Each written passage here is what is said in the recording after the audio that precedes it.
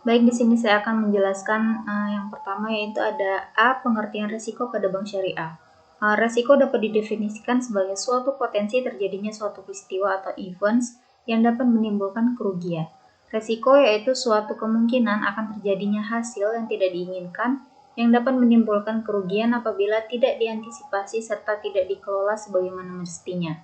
Risiko dalam bidang perbankan merupakan suatu kejadian potensial baik yang dapat diperkirakan atau anticipate maupun yang tidak dapat diperkirakan unanticipated, yang berdampak negatif pada pendapatan maupun permodalan bank. Berikutnya yaitu adapun karakter manajemen risiko pada bank Islam. Yang pertama ada identifikasi risiko, yang kedua ada penilaian risiko, yang ketiga ada antisipasi risiko, dan yang terakhir yaitu ada monitoring risiko. Selanjutnya proses manajemen risiko. Untuk dapat menerapkan proses manajemen risiko, pada tahap awal bank syariah harus secara tepat mengenal, memahami serta mengidentifikasi seluruh risiko, baik yang sudah ada maupun yang mungkin timbul dari suatu bisnis baru bank. Selanjutnya, secara berturut-turut, bank syariah perlu melakukan pengukuran, pemantauan, dan pengendalian risiko. Proses ini terus berkesinambungan sehingga menjadi sebuah life cycle. Dalam pelaksanaannya, proses ini memerlukan langkah-langkah sebagai berikut. Yang pertama yaitu identifikasi risiko. Dilaksanakan dengan melakukan analisis terhadap karakteristik risiko yang melekat pada aktivitas fungsional, risiko terhadap produk dan kegiatan usaha. Yang terakhir yaitu ada pengukuran risiko, dilaksanakan dengan melakukan evaluasi secara berkala terhadap kesesuaian asumsi, sumber data, dan prosedur yang digunakan untuk mengukur risiko. Selanjutnya itu ada penerapan manajemen risiko pada bank syariah. Lembaga keuangan syariah yang dibentuk sejak 3 dekade terakhir sebagai alternatif bagi lembaga keuangan konvensional, terutama ditujukan untuk menawarkan kesempatan investasi, pembiayaan, dan perniagaan yang sesuai dengan prinsip-prinsip syariah, khususnya perbankan. Dalam usianya yang masih sangat belia, pertumbuhan industri perbankan ini sangat membanggakan. Salah satu fungsi dasarnya adalah untuk mengelola risiko yang muncul dalam transaksi keuangan secara efektif. Menurut Tariqullah Khan dan Habib Ahmad dikutip dalam Muhammad 2011, halaman 200-203, proses penerapan manajemen risiko bank syariah terdiri dari yang pertama yaitu manajemen risiko pembiayaan. Dewan Direksi harus menguraikan keseluruhan strategi manajemen risiko pembiayaan dengan menunjukkan kemauan bank untuk menyalurkan pembiayaan di berbagai sektor usaha, lokasi geografis, jangka waktu, dan tingkat profitabilitas tertentu. Sejalan dengan hal tersebut, juga harus memahami tujuan dari kualitas pembiayaan, pendapatan, pertumbuhan, dan hubungan timbal balik antara risiko dengan tingkat return dari aktivitas yang dijalankan. Dan yang terpenting, strategi manajemen risiko pembiayaan tersebut harus dikomunikasikan pada seluruh bagian perusahaan. Yang kedua yaitu manajemen risiko suku bunga. Dewan Direksi harus menetapkan keseluruhan tujuan, strategi, dan kebijakan yang mengatur risiko suku bunga bank. Di samping menetapkan risiko suku bunga, Dewan Direksi juga harus memastikan bahwa pihak manajemen telah mengambil langkah-langkah yang tepat untuk mengukur, memonitor, dan mengontrol risiko-risiko ini. Yang ketiga yaitu ada manajemen risiko likuiditas. Bisnis perbankan berhubungan dengan dana seseorang yang sewaktu-waktu dapat ditarik, sehingga manajemen likuiditas merupakan yang sangat penting bagi bank. Oleh karena itu, senior manajemen dan dewan direksi harus meyakinkan bahwa prioritas dan tujuan bank untuk keperluan manajemen likuiditas telah jelas. Senior manajemen harus memastikan bahwa risiko likuiditas telah terkelola secara efektif dengan menentukan serangkaian prosedur dan kebijakan. Bank harus memiliki sistem informasi yang berfungsi untuk mengukur, memonitor, mengontrol, dan melaporkan risiko likuiditas. Dan yang terakhir yaitu ada manajemen risiko operasional. Dewan direksi dan senior manajemen harus mengembangkan keseluruhan kebijakan dan strategi untuk mengelola risiko operasional. Sementara risiko operasional bisa memunculkan akibat kegagalan faktor manusia, proses, dan teknologi. Manajemen atas risiko ini lebih kompleks lagi. Senior manajemen perlu menetapkan standar manajemen risiko dan pedoman pelaksanaan yang jelas, yang dapat memproduksi risiko operasional ini. Di samping itu, perhatian juga perlu ditekankan pada risiko aspek manusia, proses teknologi yang bisa muncul dan enggak. Jenis-jenis manajemen resiko pada bank.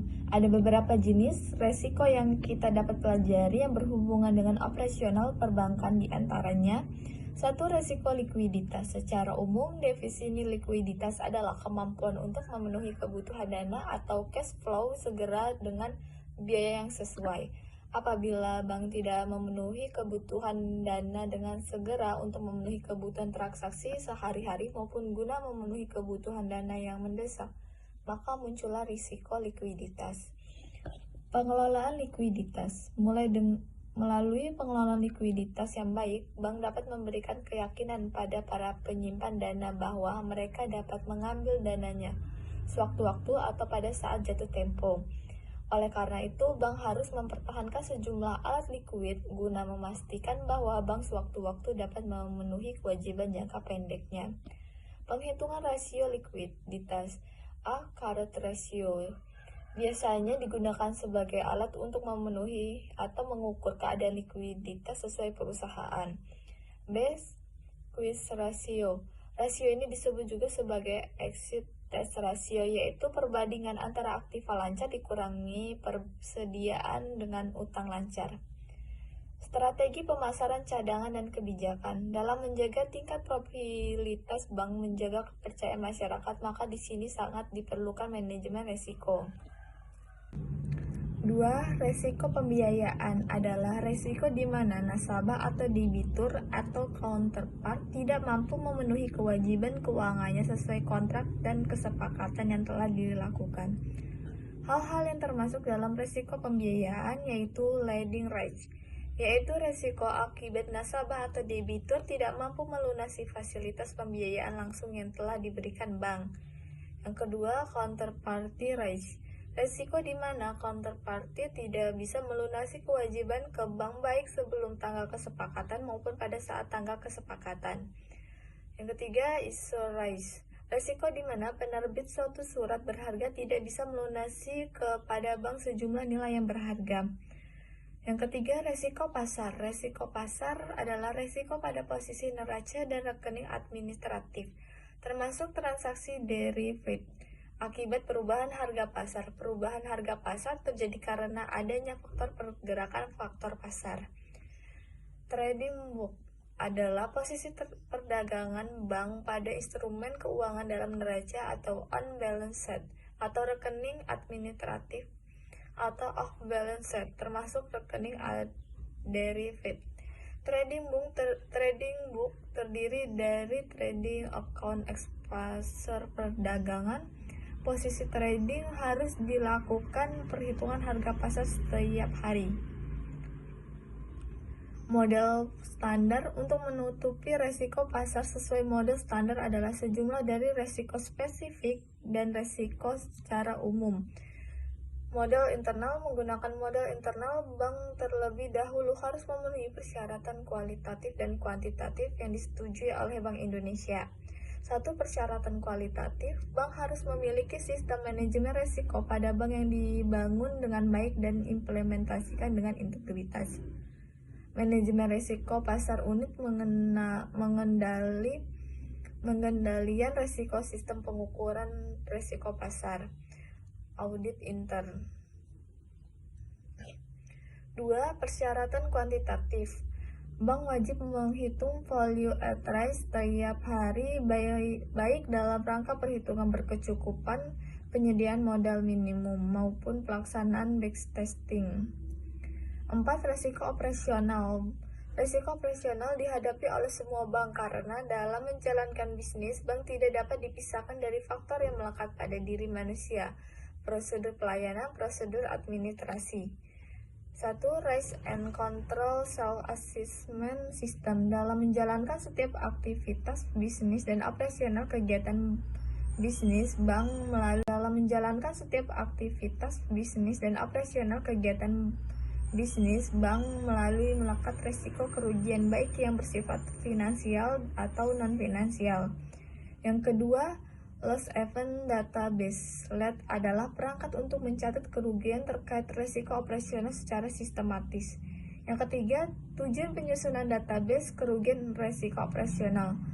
Kerugian risiko operasional harus dicatat dalam suatu database dengan tujuan memperoleh data kerugian operasional dari seluruh unit kerja bank.